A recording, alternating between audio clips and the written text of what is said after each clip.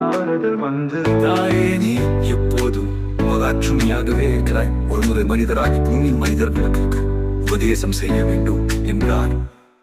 லட்சுமி தேவி மெல்ல சீதா நாரதர் நான் என்ன செய்ய வேண்டும் என்றாள்.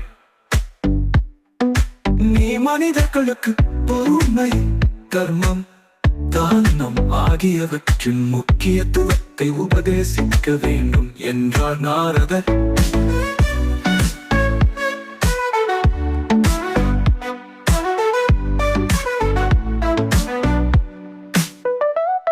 லட்சுமி தேவி பூமிக்கு வந்தாள். அவள் ஒரு சின்ன குட்டியான பெண்ணாக மாறினாள்.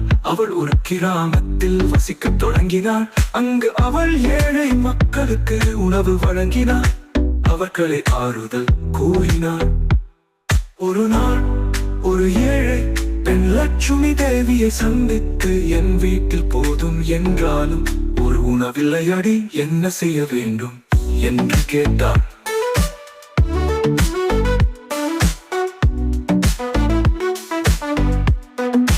லட்சுமி தேவி முன் வீட்டில் உள்ள சிறு அரிசி தரையில் இருந்து எடுத்து வாருங்கள் என்றாள்.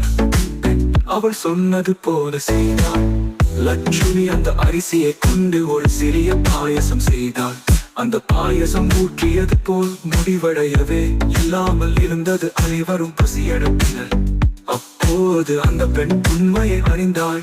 அவள் தாயே நீயே லட்சுமி தேவியாக இருந்தாய், என் பசிக்கு நீயே தீர்வு காட்டினாய் என்று கண்ணீருடன் சொன்னாள். லட்சுமி தேவி நல்ல சிரித்தாள்.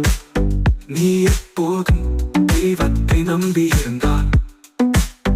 நிச்சயம் தேவியின் ஆசீர்வாதம் உன்னை தேடி வரும் என்றாள். அவ்வாறு கூறி லட்சுமி தேவி மறைந்தாள். ஆனால் அவள் கிராமத்தில் விட்டு சென்ற ஆத்மகுருவின் வார்த்தைகள் என்றும் அனைவருக்கும் வழிகாட்டியாக இருந்து வந்தது.